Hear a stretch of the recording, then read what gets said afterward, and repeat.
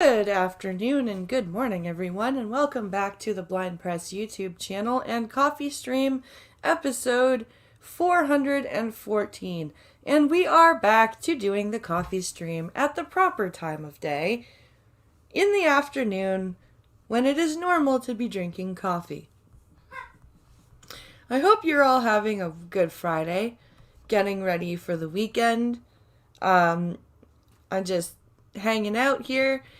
It's a professional development day for my oldest, so you will hear him in the background randomly. He is playing Minecraft with the dragon, like the How to Train Your Dragon expansion. So you will hear random exclamations of delight from the other room, but I'm sure they will provide some levity for what we're going to be talking about, because we're going to be talking about the fact that there are some more just empty gestures being provided to the Indigenous community by the federal government. And, pretty much everybody who just wants to virtue signal. I'm not saying that, there aren't people in Canada that want these issues actually fixed, but there's a lot of virtue signaling going on. Oh, excuse me. Hello, Spittlebuggies. Hello, TOS. Hello, WR Costin. You hereby accuse the host of this stream of being awesome. Well, thank you, sir. So, the federal government has put out its plan to address the calls to action from the Truth and Reconciliation Commission. Are there any concrete dates? Are there any costs? Are there any timelines in this plan? No. Those are coming in the fall, apparently. All of those things. Those important parts of implementing the plan. Those are going to come in like 6 months. So it's really just an empty gesture at this point. There are so many communities across this country that are putting up memorials. And, while it's important to remember and address it, it can't stop there. And, the big thing the federal government did was they've made a national day to remember all this. I don't think that Indigenous Canadians want a day. I think they want actual concrete fixes. I'm pretty sure that's probably what they want. They don't want the white people to sit there and go, "Oh, I'm so sorry. Oh, I'm so sorry," for a day. They want action. Okay? And you know what? I think a good amount of white Canadians want action. I'm pretty sure that pretty much everybody that gives a crap wants actual concrete action. Yeah, more platitudes for the Indigenous folks. Yeah, exactly, Spittlebuggies. They don't want platitudes. That's not going to do it. It's just not. Like, platitudes are not going to cut it anymore. And quite frankly, they never did. But especially now, this is completely tone deaf. Just this service, this lip service Now, there's going to be this article that I'm going to read to start with. There are 15 lawyers across Canada, and they're calling on other lawyers to get behind this. But there are Canadian lawyers at this point that have so little faith in the government's even willingness to fix this problem that they are now applying to the International Criminal Court in The Hague. That is how messed up this has gotten. That Canadian lawmakers and lawyers are so disenfranchised with our government's inaction and inability to get anything done on this thing, that they are... Okay, don't yell, buddy. But they are appealing to the International Criminal Court to get this fixed, to get this investigated properly. That is... I mean, I don't blame them at all, but it's kind of scary when you've got your own countrymen basically going, I have no faith in my government. Hey, international community, can you help us out here?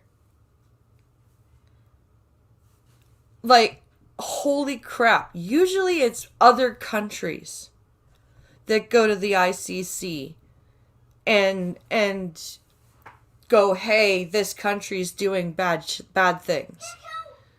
I don't think I've ever heard, I could be wrong, but I don't think I've ever heard of citizens of a country going to the ICC, like lawyers that are citizens of a country going to the ICC and going, my country has dropped the ball so badly on this that we want the International Criminal Court to help. Does Trudeau have anything to do with this lack of faith? I think so. Because it's been 6 years since the Truth and Reconciliation report presented those 94 calls to action, and Trudeau has done nothing with them. And with this discovery, there's no more excuses. And on the back of the nothing burger of a plan that was presented yesterday, it was just a bunch of virtue signaling in which they are lumping in the rights of the LGBTQ community with Indigenous issues, which is kind of that's a whole other kettle of fish. But this is like Trudeau's government is, and with question period on Wednesday, when O'Toole was specifically not using partisan language, and all Trudeau could go was, I don't want to take lessons from conservatives on how to deal with the Native crisis. It's like, really, dude? That's where you're gonna go right now? I'm sorry. That's just... So this is posted to June 3rd on the CBC. So here we go.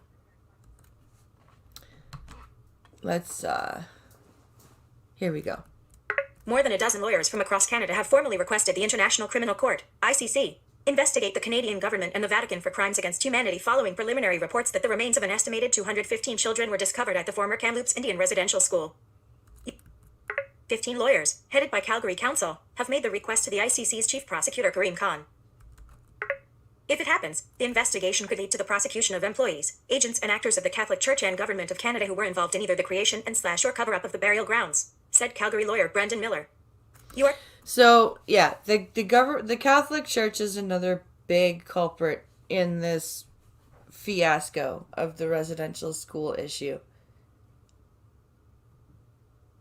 These don't belong together.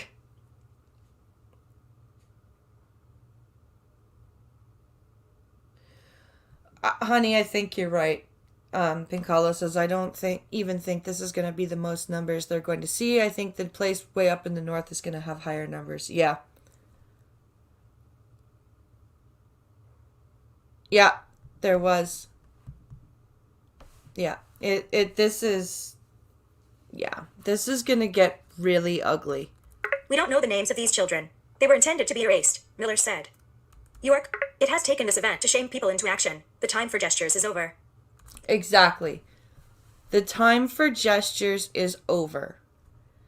It is time to actually do the hard work and get this fixed. And it's gonna be nasty, and there's gonna be a lot of really, really awful discoveries that are going to come out. But we need to deal with it. We cannot just keep la la la la la la, nothing's wrong. We can't keep doing that. It's just not, we're not going to get anywhere if we keep doing that. List 1 item. Bullet. Link. Sorry about that. Heading level 2. The ICC, which prosecutes cases only when countries are unwilling or unable to do so, has the power to compel involved parties to disclose all documents and information related to the investigation.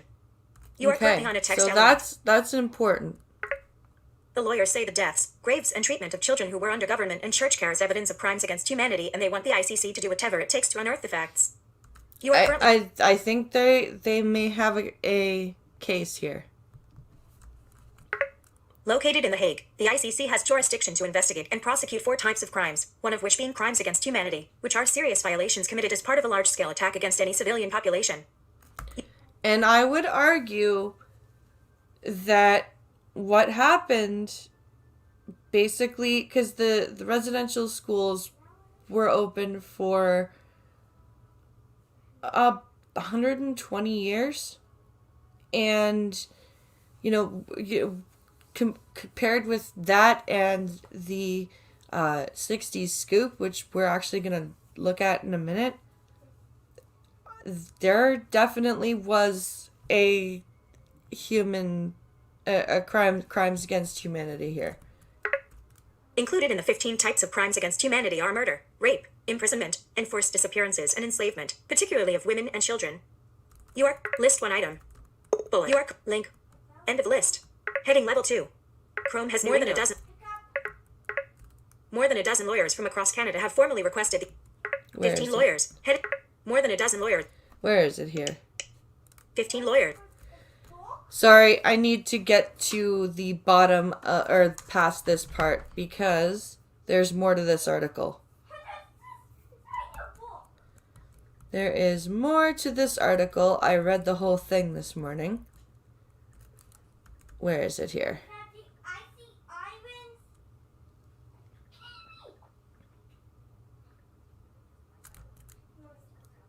Okay, here we go. Let's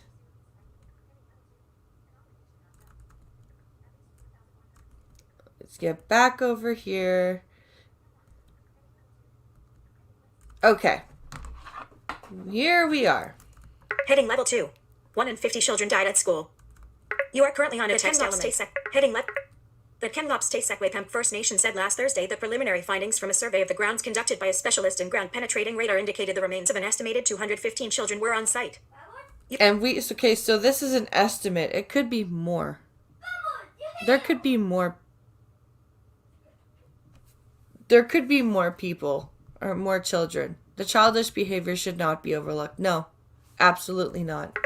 The Truth and Reconciliation Commission, TRC, previously recorded and published the names of more than 60 children who died at the Kamloops Indian Residential School, but Kamloops Taysacway Cuckpea 7, Chief Roseanne Casimir has said the remains are undocumented deaths.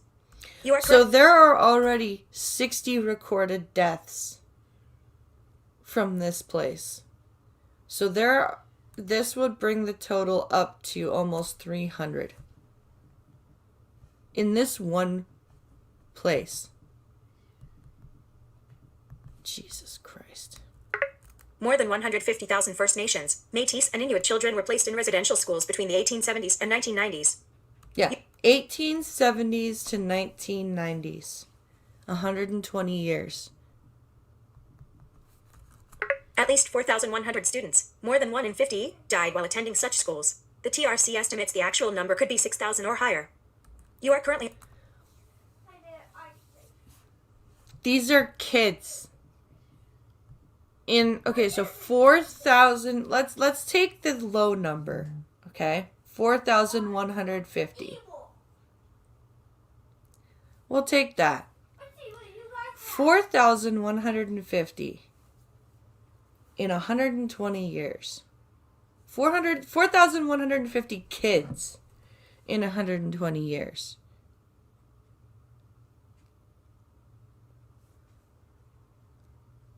That's a lot of dead children.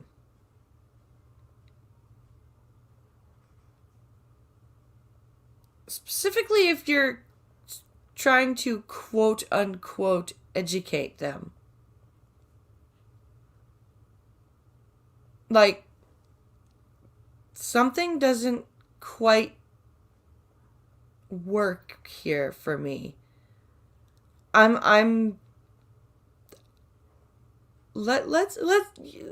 just don't get it. I don't get it.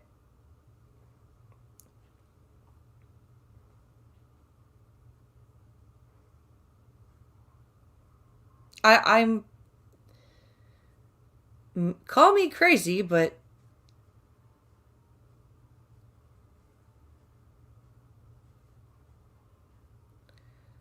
so that's roughly 35 kids a year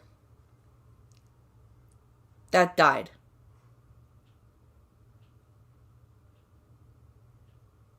And that's the low number. And the more recent findings are over 6,000 or more.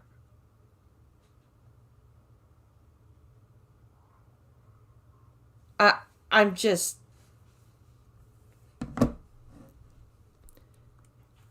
They're talking all the residential schools across Canada. Because I'm pretty sure all the residential schools across Canada were started by some religious... I'm not sure if it was all the Catholic Church, but I'm pretty sure they were all started by some type of church or other. I know a lot of them were the Catholic Church, but I don't know if all of them were. But I am willing to bet that all of them were based on some religious principle that was not Indigenous. Heading Level 2. An obligation not felt. The TRC released 94 calls to action 6 years ago, making 6 recommendations specific to missing children and burial grounds at residential schools, including that the Government of Canada and the Vatican assist in uncovering the details. Yeah. 94 calls to action, 6 specific recommendations on residential schools and burial sites. 6 years ago. Just before the Trudeau took office for the first time. And nothing's been done. Thus far, neither the federal government nor the Vatican has taken the actions required to respond to these expectations, reads a statement sent on behalf of the Coalition of Lawyers. The group has invited other lawyers across the country to endorse the application to the ICC. Yeah, so they're asking for other lawyers to put their name behind this application as well. And quite frankly, I would not be surprised if more joined, if more endorsed it. An obligation not felt is not an obligation, wrote Donna Kennedy Glanz, a former member of Alberta's Legislative Assembly who now works as a lawyer in Indigenous communities across the province. He's right. Heading Level 2. Justice right. must be seen to be done. You are currently... Former Alberta Justice Minister Jonathan Dennis said there's a need for an independent investigation, with a view to the public's confidence in the justice system. You. It is often said that justice must not only be done, but also must be seen to be done, Dennis said. Exactly. It has to be shown. The actions need to be concrete. We need to see action. We can't just say you're going to do something. At one time, the Kamloops Indian Residential School, which operated from 1890 to 1978, was the largest of its kind in Canada. You are. Although the Rome Statute, the court's founding treaty, only gives the ICC jurisdiction to investigate crimes which took place on or after 2002, ongoing cover-up beyond that date could make the Kamloops discovery eligible for investigation. Yeah, so they're not going to get the ICC to look at this based on the establishment of these schools. They're going to, if their only chance to get the ICC to look at this is to really hammer Trudeau's inaction and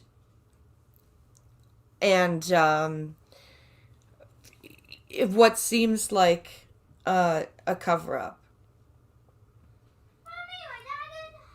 So what's going to happen here is they're really going to hammer home on the fact that Trudeau has not done anything about that Truth and Reconciliation report. They're going to hammer home the fact that Trudeau, there are still, boil water advisories across Canada. There are still problems with mercury in the water on many reservations. The Trudeau government is taking survivors of residential schools to court instead of providing them the proper supports that they need. Like, these are all the things that these lawyers are going to have to hammer home to the ICC if they want their involvement. If the ICC agrees to look into the matter, it would first conduct a preliminary examination before an investigation would take place. According to the ICC's website, the Office of the Prosecutor would have to determine there is sufficient evidence of crimes of sufficient gravity falling within the ICC's jurisdiction, whether there are genuine national proceedings, and whether opening an investigation would serve the interests of justice and of the victims. Yeah, so they have to determine basically whether it's under the jurisdiction of the ICC, whether the government is actually attempting to fix and investigate these problems, and that's basically what they have to decide. Heading level 2 about the author. You are So currently that's what's going on right now on that front. Now we're going to read about what an archbishop has to say about this.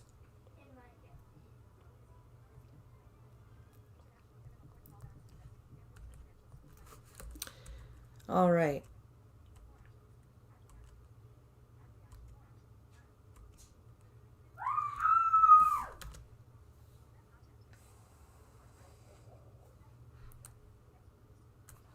Look, buddy, what are you doing?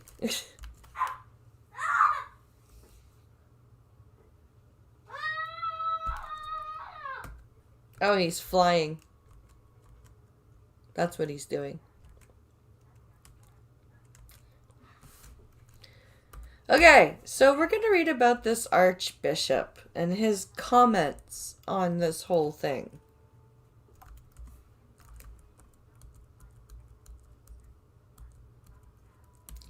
Let's just get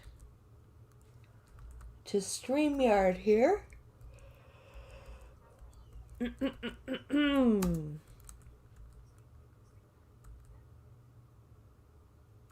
Do.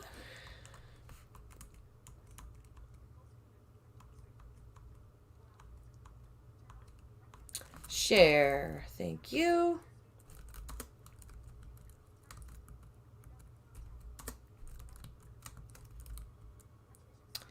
So, let's take a look here. So this is another CBC article. Archbishop blah, blah, blah. Archbishop's comments on residential schools draw ire. I can speak, I promise. Okay. So this is, as I said, a CBC article. And it was posted on June 3rd. And here we have a sad... There's a mystery dragon, Mom. Okay, honey, go find it. Yeah, it says mystery dragon. A mystery dragon. Yeah. Yeah, what? Yelling at the bird head. So this is the... there's a picture of a memorial at Parliament Hill, and it's basically flowers and children's shoes. Warning, this story contains disturbing details. Yeah, it's Horizontal splitter. A former commissioner with the Truth and Reconciliation Commission, TRC, is expressing her disbelief over comments by the Archbishop of Ottawa Cornwall about the role the Catholic Church played in Canada's residential school system. All right, here we go.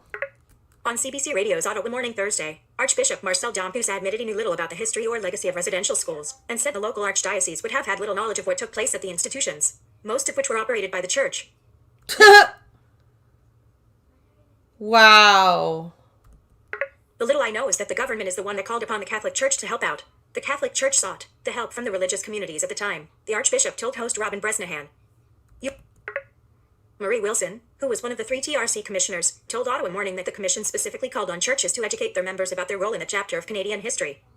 You are correct. Yeah. That he just passed the buck. No, it wasn't us. It was the government. Play Ottawa Morning. Play Ottawa Morning 1236 Ottawa Cornwall Archbishop on the Catholic Church's role in residential schools. Button. Oh, dude. Calls her growing louder for the Pope to apologize for the role of the Catholic Church in the resident. Play Ottawa Morning 1230. How long is this? Calls are growing louder for the Pope to apologize for the role of the Catholic Church in the residential school system. We speak to the Archbishop of Ottawa Cornwall. You are 12:36. Oh, it's 12 minutes 30. Okay. What stands out for me is the issue of ignorance and the sort of amazement there at how much the Archbishop didn't know and sort of doesn't seem to know, even in this present moment, Wilson said in reaction to the earlier interview with Dompuis. Dompuis did describe the residential school system as something flawed from the very beginning. The conversation followed the discovery of the remains of 215 children buried in unmarked graves on the grounds of a former residential school in Kamloops, BC. You are heading level 2. Whole church is suffering. You are currently on... The whole church is suffering, is it? During the interview, Dompuis said some of the children who were sent to the schools were themselves Catholic, and said the whole church is suffering in the wake of the discovery in BC. You are correct. What? What are you talking about? It's part of who we are, he said. You are correct. What? Why would they say... Okay. He said he hopes to learn more about what went on there, and said he wouldn't hesitate to apologize during those listening circles. You are... Why wouldn't you at least try to... So you basically went to this show, this interview, on purposely being ignorant. You didn't even try to educate yourself a little bit before you went for this interview. And you were like, yeah, I basically don't know anything, but, whatever I say, I'm just going to talk, and, I'll apologize for what I say later in like listening circles and stuff. Are you serious? Marcel Dompuis, the Archbishop of Ottawa Cornwall, told CBC Radio. From my own perspective. Now, Pope Francis. Marcel Dompuis. Where is He it? said he hopes to learn. Marcel Dompuis, the Archbishop of Ottawa Cornwall, told CBC Radio's Ottawa Morning the whole church is suffering in the wake of the discovery in BC. Ellen Mauro/CBC. From my own perspective as just a human being, there's something absolutely wrong here, Dompuis said. I don't understand how that can happen, and so, belonging to the Catholic Church, there's a great feeling of shame. You are currently on a text... Okay. Stop making this about you. Jesus Christ. In 2015, the TRC called on the Pope to apologize to survivors and their families for the Church's role in the spiritual, cultural, emotional, physical, and sexual abuse of First Nations, Inuit, and Métis children in Catholic-run residential schools. Now, Pope Francis is under mounting pressure to offer that apology. You are correct. Play Ottawa Morning. Marie Wilson, heading Level 1. Archbishop's comments on residential schools draw. So yeah, that's a very tone-deaf approach to what's going on here. And a very self-aggrandizing attitude. It really doesn't look good on that bishop. It's kind of really very disappointing.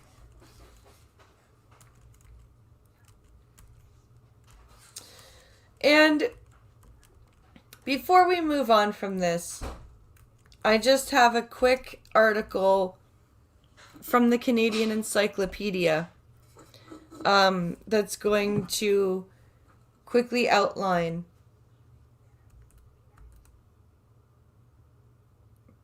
being part of the Catholic community. I know the Archbishop doesn't know anything about the schools. They keep unawares. I'm not surprised.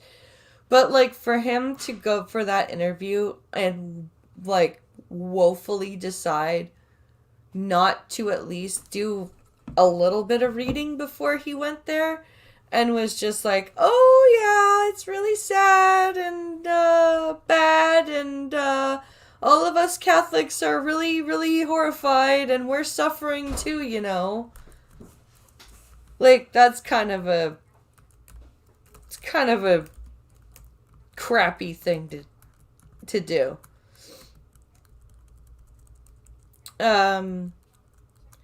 So this is a quick article explaining the 60s scoop. And by the way, hello, Selecta Boy. And by the way, while the 60s scoop technically started in 1951, I would like to point out that Mr. Trudeau Sr. was in office for a great deal of this process. So it would really behoove Mr. Trudeau Jr. to kind of do something about what happened here. Okay. Here we go.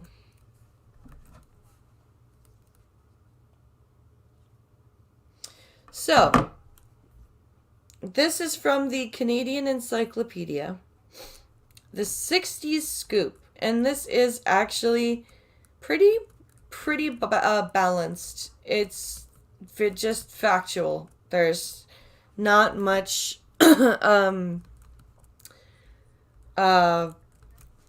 there's not much browbeating here. It's pretty factual, so this is pretty good. The 60s scoop refers to the large-scale removal or scooping of link Indigenous children from their homes, communities, and families of birth through the 1960s, and their subsequent adoption into predominantly non-Indigenous, middle-class families across the United States and Canada. This experience left many adoptees with a lost sense of cultural identity. The physical and emotional separation from their birth families continues to affect adult adoptees and Indigenous communities to this day. Yep. Visited, link 60s, link heading level 3. Patrick Johnston, link Oops. Patrick Johnston, a researcher for the Canadian Council on Social Development, first used the term 60s scoop in his 1983 report on Chrome has new link Indigenous children in the child welfare system, entitled Native Children and the Child Welfare System. In the Oops, sorry. link Children in the Child Welfare System, entitled Native Children and the Child Welfare System. In the report, Johnston describes the large-scale apprehension of Indigenous children in the 1960s from their homes, communities, and families of birth, often without their parents or. You are currently on a link. To click this link. Link. Banned. Is consent, and their subsequent adoption into predominantly non-Indigenous families across the United States and Canada. The 60s scoop was not an isolated event propelled by inferior Indigenous parenting, but rather an extension of paternalistic policies in Canada that sought the assimilation of Indigenous cultures and communities. Exactly. So this was not this was not a wave of bad parenting. Okay? This was the government stepping in and going, "Oh, these poor stupid people can't take care of their kids. Let's take them away."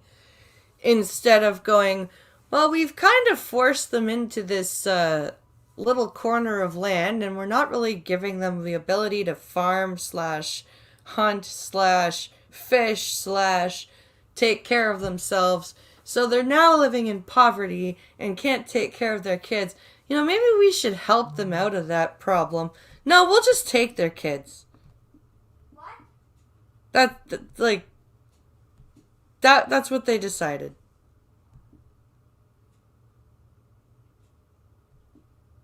The process began in 1951 when amendments to the New York Indian Act gave the provinces jurisdiction over Indigenous child welfare, Section 88, where none existed federally. By the 1960s, after nearly a century living under devastating federal policies, such as the Indian Act and York Link residential schools, many Indigenous communities, particularly those living on Link, you are currently on a Link Reserve, were rampant with poverty, high death rates, and socioeconomic barriers. See also, you are currently on a text element. Yeah. Link economic conditions of Indigenous peoples in Canada, and Link social conditions of Indigenous peoples in Canada, with no additional financial resources, provincial agencies in 1951 inherited a litany of issues surrounding children and child welfare in Indigenous communities. With many communities underserviced, under-resourced, and under the control of the Indian Act, provincial child welfare agencies chose to remove children from their homes rather than provide community resources and supports. Yeah, so the federal government made a ginormous mess of the situation, okay? And then went, "Hey, provinces, here, you take care of this part." And then the provinces, instead of, treating the Indigenous people as they would treat everyone else and give them the community supports and whatever, they were just like, "Nah, we'll just take the kids. That'll be easier." Government even took away the Indigenous right to earn, so poverty. Yeah, and there are bank managers to this day that will admit that Indigenous people basically enjoy the same rights or lack of rights, as what I should say, is pretty much analogous to pre-civil rights Black Americans. Like, really hard to get a loan for a business, really hard to get, credit, really hard to get a mortgage. Just because they're Indigenous. From the 1960s to the 1980s, provincial governments considered the removal of Indigenous children the fastest and easiest way of addressing Indigenous child welfare issues. In many cases, the child welfare system did not expect or require its social workers to have specific knowledge about or training in Indigenous child welfare. They also did not have to seek the consent of communities to scoop newborn and young children from their parents and place them into non-Indigenous homes. It was only until the Child, Family, and Community Services Act in 1980 that social workers were required to notify band councils of a child's removal from the community. You are correct. Yeah. It took a law passed by government to make social workers just notify the tribe or the band. And you still, they still didn't really require training or knowledge of Indigenous cultures. Heading Level 3. Number of affected children, 1960 to 1990. You are currently on a tech. The process of the 60s scoop spread exponentially during the 1960s, a time when Indigenous children were particularly overrepresented in the child welfare system. For example, in 1964, the number of Indigenous children in provincial care in. You are currently on a link. To click this link, British Columbia, 1,466, was over 50 times more than it had been in 1951, 29. Although Indigenous children only made up 1% of children in protective services in the 1950s nationwide, by the late 1960s, they made up just over 1/3. Wow, that is a huge explosion in 10 years? That's crazy. The number of children taken away from their birth families varied according to province, but the practice was most popular on the. You are currently on a text element. Link, prairies. In. Link, Saskatchewan. There were specific programs designed to facilitate these adoptions. In. You are currently on a link. Link, Manitoba. Between 1971 and 1981, approximately 3,400 Indigenous children were adopted, with up to 80% to non-Indigenous homes. You are currently 3,400 adoptions in 10 years, 80% of which were Indigenous people or Indigenous kids going to non-Indigenous homes. The Department of Link, Indigenous Affairs indicates that the number of Indigenous children adopted between 1960 and 1990 was 11,132. However, more recent research suggests upwards of more than 20,000. You are currently Upwards of 20,000 adoptions in 30 years. That's insane. And it's like, this is the reality. This is why I'm going through this right now, because it needs to be done. Link, First Nation. You are currently on it. Link. You are currently on it. Link, Métis. And link, Inuit. Children were removed from their homes. Many children were also sent abroad, some as far away as New Zealand, depending on the source. In 1981 alone, 45 to 55% of children were adopted by American families. Heading Level 3. Shifts in Child Welfare Policy, 1980s present. During the 1980s, the impact of the Johnston Report, calls by Indigenous. You are currently on it. Link, bans to amend provincial adoption laws and other reports critical of the 60s school, including Justice Edwin Kimmelman's No Quiet Place, 1985, led to changes in child welfare policies. Before children could be placed in non-Indigenous families, priority for their adoptions was first to be given to extended family and then to another Indigenous family.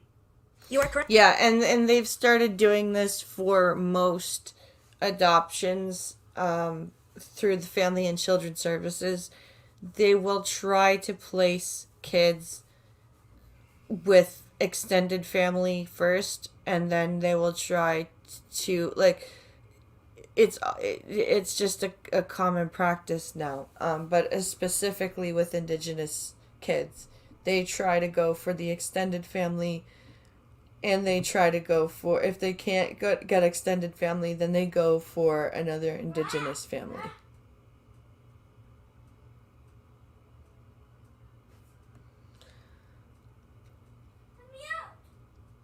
Let's see. Yeah, because Vatican records are inaccurate, right? Huh. If the Spanish Inquisition and if the Crusades and the Spanish Inquisition were recorded in as good detail as they were, this was recorded somewhere, and yeah, you're right. Yeah, you mean from being taken from perfectly fine families and given to the white families. Exactly, honey.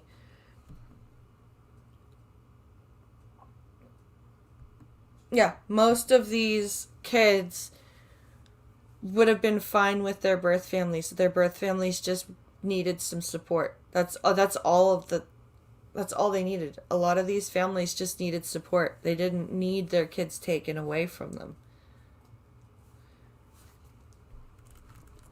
More changes came in 1990, when the You are currently on a link, federal government created the First Nations Child and Family Services Program, FNCFS. This gave local bands the power to administer child and family services according to provincial and territorial legislation. Since then, bands have increasingly taken control over their own child welfare services. You are currently on a text element. However, the overrepresentation of Indigenous children in child welfare systems remains an issue of concern. In their 2015 report to Canada's premiers, the Aboriginal Children in Care Working Group highlighted the disproportionately high number of Indigenous children in protective care across the country. According to the 2016 census by Statistics Canada, while Indigenous children only make up 7.7% of children in Canada, they account for 52.2% of children in foster care. Now listen to that. They make up 7.7% of children in Canada and make up 52% of the population of foster care. Because still, social workers are just assuming that these Indigenous parents are bad parents and just taking the kids away instead of hey, do you have support? Do you have, do you have moral support? Do you have family support? What do you need? Do you need help getting diapers? Do you need help getting access to, like, just anything? Like, there's no question. Like, a lot of these social workers are just like, nope. Bad parents.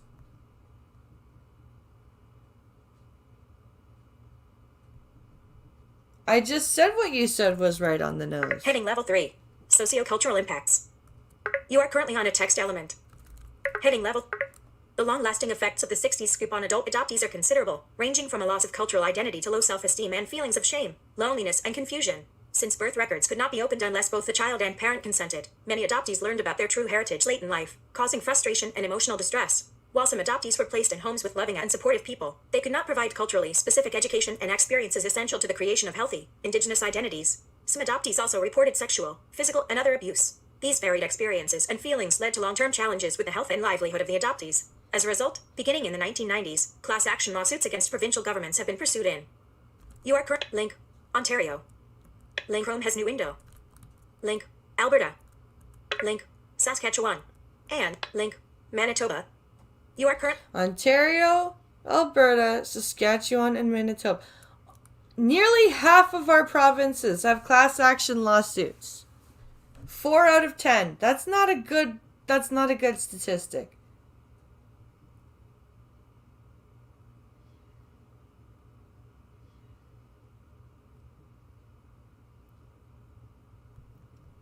I thought we'd be beyond this too, Spittle Buggies. and are still before the courts. You are currently on YouTube. Heading Level 3. Government Apologies and Settlement. On June 18th, 2015, the province of Manitoba issued an apology for the 60s scoop and announced that this history will be included in school curricula. The apology coincided with the release of the link Truth and Reconciliation Commission. You are currently on a Chrome has new window of Canada's TRC calls to action regarding You are link residential schools. The TRC cites the 60s scoop as an important part of Canada's legislative cultural genocide against Indigenous peoples. You see also. You are currently on a text element. That is just some information about the 60s scoop. And just more of why we cannot just shove this stuff aside anymore. It's not working. Doing this is not working. So, we're going to move on to a story about quarantine hotels. 'Cause why not?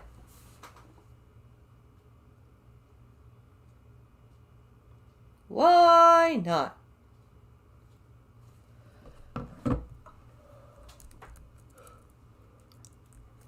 All right.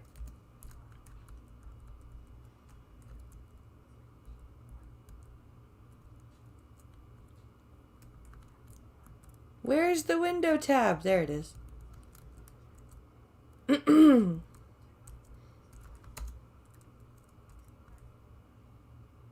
Okay.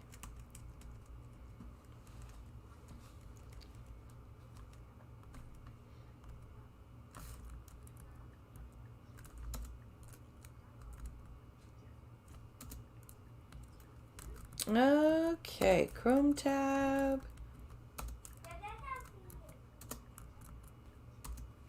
Okay, here we go. So this is feds refuse to admit hotel quarantine flood.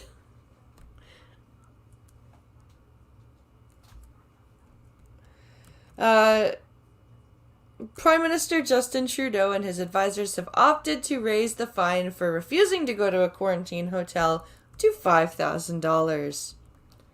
So this is by Sue Ann Levy from the Toronto Sun, published yesterday.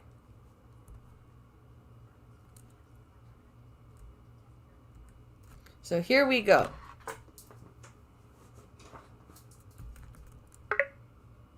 letters from an international flight are end of. Heading level 2. Rabbi Moshe Stern and his wife Sarah flew into Toronto from Israel Monday morning armed with 2 doctors' letters outlining why they should not be sent to a quarantine hotel. You are correct.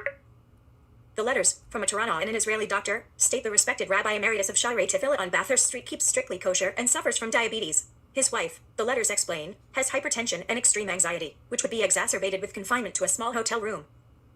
Okay. Makes sense.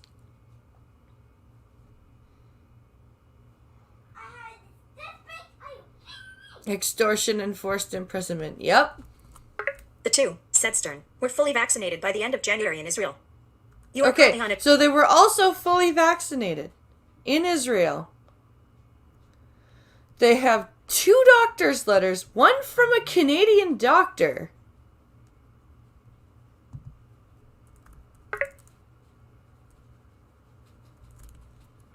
But I guess they're not allowed. Oh, well, the 2. oops. But he told me although the letters asking that they be permitted to quarantine in their own apartment were clear, the federal public health official they dealt with could not have cared less. You are current. This person was so cold and her actions so calculated, the 78-year-old said this week. It was like I was talking to a wall. Wow. That's crazy. I thought you were going to be talking about New York with this article. Oh, nope. Rabbi Moshe Stern, 78, image. Rabbi Moshe Stern. She refused to look at their vaccination papers and kept screaming at them that they needed to go to a hotel, he claimed. You are currently on a text. She wouldn't even look at the... Wow. Heading level 2. Advertisement. They wouldn't even look at the vaccine papers. Heading level 2. Article content. When he insisted she check with her boss, she disappeared for a good 7 minutes to consult an apparent health inspector. When she returned, she said the inspector confirmed they don't qualify for an exemption. He said, "You are..." He suspects there was no inspector, as she refused to give her name and the name of her alleged boss. You are... She wouldn't even give them the... What? That's insane! She wouldn't even give them the name of her boss. After Stern reiterated that he's not going to the hotel because he won't risk his wife's health, they were each handed tickets. You are correct. Wow. They were just both of them given tickets. YouTube. Frame. It was so callous. The 2 tickets were $3,750 each, are a total of $7,500. Jesus Christ! For senior citizens, on top of that. It was so callous, he said, adding that his 74-year wife was crying. She was so upset. There was a total lack of empathy. Well, yeah. That's a big chunk of money. Stern, who traveled to Israel before the hotel quarantine was put in place, said it was an experience he never would have believed would have occurred in Canada. I bet. That is insane. Over $7,000 in fines. Heading level 2. Advertisement. Third-party ad content. Chrome heading level 2. The hotel quarantine is not only highly undemocratic, it has become laughable and in some cases dangerous. There have been COVID outbreaks at GDA airport hotels, and a federal advisory panel, responsible for advice on COVID-19 testing and screening, recommended just last week that the feds put an end to the mandatory hotel quarantine. Yeah, because I bet you there have been outbreaks. I'm not surprised that there have been outbreaks.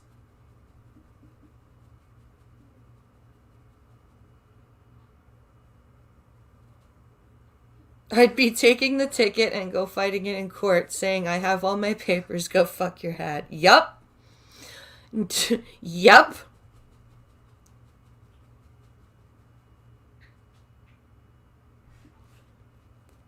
Oh, the U.S. has our own problems. But if anyone paid attention to other Western countries, they'd find just as many problems. Exactly. The panel said some travelers are opting to pay the fine instead of offering a quarantine plan and noted the huge administrative burden with managing the program. You are heading level 2. More on this topic. Yeah, people are like, yeah, give me the ticket. I'll go to court and I'll either pay the fine or I'll fight it. they don't want to deal with it. They just don't want to deal with it. And they shouldn't have to. Alright, let's see. One more story before we end here. And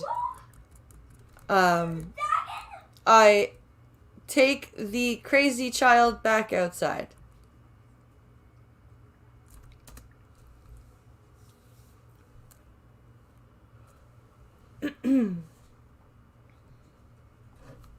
Okay.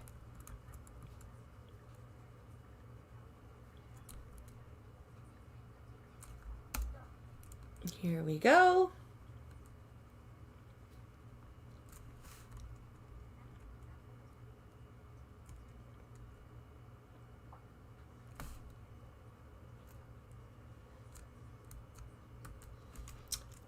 Which one should I read here? There was a good one that I saw.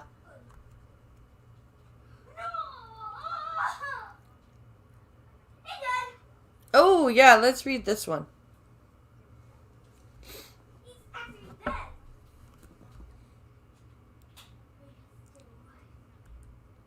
Let's read that one. Okay, so we'll share the screen here. Yeah, we will put sunscreen on. I have it in my purse, so I'll put it on.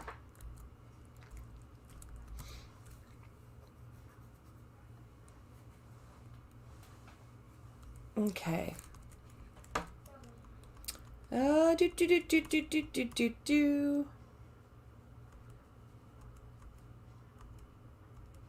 Share screen.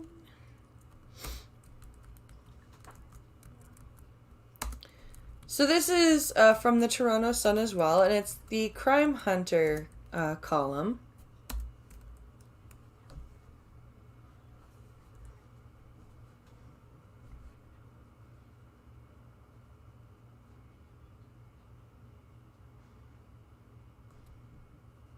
Let's see here. Where are we? Where's that headline? Here it is. Hunter, Canadian mom jailed in Belize after high-ranking cop shot dead. Okay. So this is by Brad Hunter, published June 3rd. All of the articles are from June 3rd today. Okay, so let's read this. Originally from Eastern Ontario, socialite Jasmine Harton is now in jail charged with manslaughter in the shooting death of a police superintendent. Photo by Jasmine Hart. God damn. Growing up in a small town can be akin to an unstricken prison. As Twilight entered grade 13, most of my friends were ready to get out of Dodge, and did. Some stayed behind, some returned. A lot of us miss it to this day. You are currently on a YouTube video. Group YouTube. End of. YouTube. The pristine beaches of Belize are a long way from the hamlets of Eastern Ontario where Jasmine Harton grew up. Yeah. But that's where the now socialite reveled in the high life as the daughter-in-law of a British billionaire and member of the House of Lords. Oh. Okay. San Pedro Police Superintendent Henry Jemmett was shot to death last Friday. Photo by San Pedro. That life is gone, maybe forever. You are... The 32-year-old mother of two is now rotting in a Belize prison, considered one of the most horrific in the world, charged with killing a high-ranking cop. Huh. Well, if she did it, then maybe she should have not done that. Here's what happened. Early Friday, Harton was drinking with San Pedro Police Superintendent Henry Jemmett, 42, in her apartment in San Pedro. The pair apparently decided to continue boozing on a pier. You are currently on a text... Why is a married mother of two drinking with a police superintendent? She allegedly told detectives he showed her his Glock. She gave it back and that's when, she claimed, the gun went off, probably killing Jemmett instantly. Harton allegedly claimed the large cop fell on her, so she pushed him off and he fell into the sea. You pushed him off? You didn't try very carefully to get out from under him? You just shoved him off? There's something missing here. Story continues below. Third-party ad content. Frame 1. End of. Chrome has new window. You are... End of. Firearms experts allege her explanation for the way the shooting went down is bogus. But that's only part of the tale that has riveted media in the US and UK. Jasmine Harton enjoys Paris. Photo.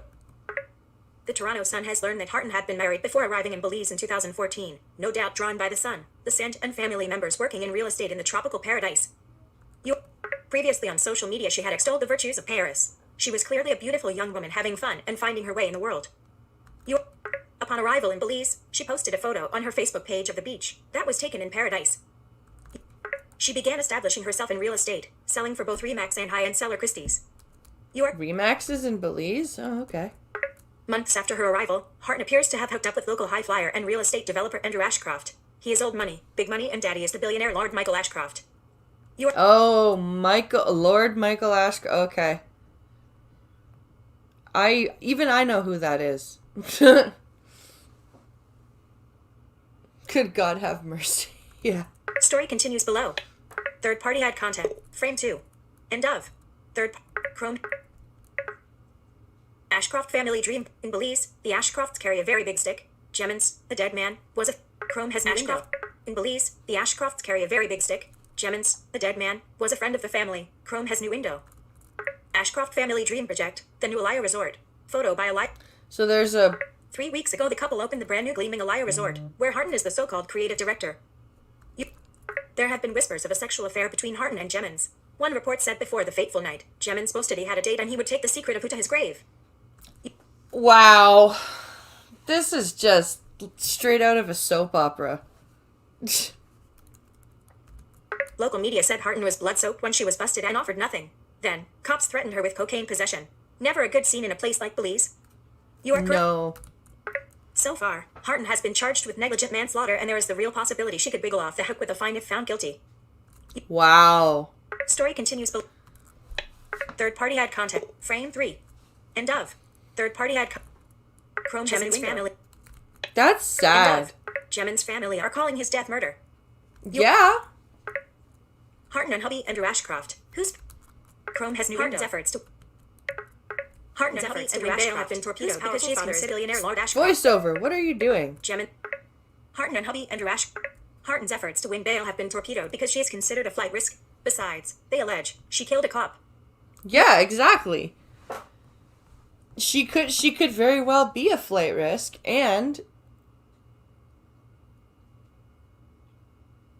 so the daughter-in-law of a politician.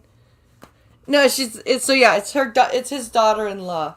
So the daughter-in-law of a politician mired in controversy is now herself mired in her own controversy. Yes, exactly.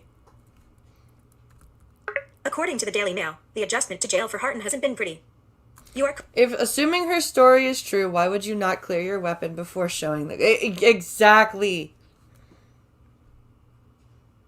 I would say this is crazy, but I doubt even that would describe it. Yeah. Harton's efforts to win bail. According to the Daily Mail, the adjustment to jail for Harton hasn't been pretty. One former jailbird told the newspaper the socialite cursed at jail guards and demanded special treatment. Harton, the Fink said, wasn't allowed to smoke or access her pills. I can't say whether she was doing drugs or what, but she looked really up, the man told DailyMail.com. You are currently on a text element. YouTube video. Yes, you don't usually get to smoke and do drugs in jail. I'm sorry. Well, Frame. Not End of. Not usually. Unmute video anyway. button. No matter. Harton is now caged in Hattieville prison on the mainland. It is said to be violent, filthy, and honeycombed with vermin. You are currently on a Back home in eastern Ontario, not much is happening. The lockdown is still in effect, but the weather has been nice and it is getting nicer. I like that. But that's what happens when you have an affair and play with guns, children. I don't know what else to say.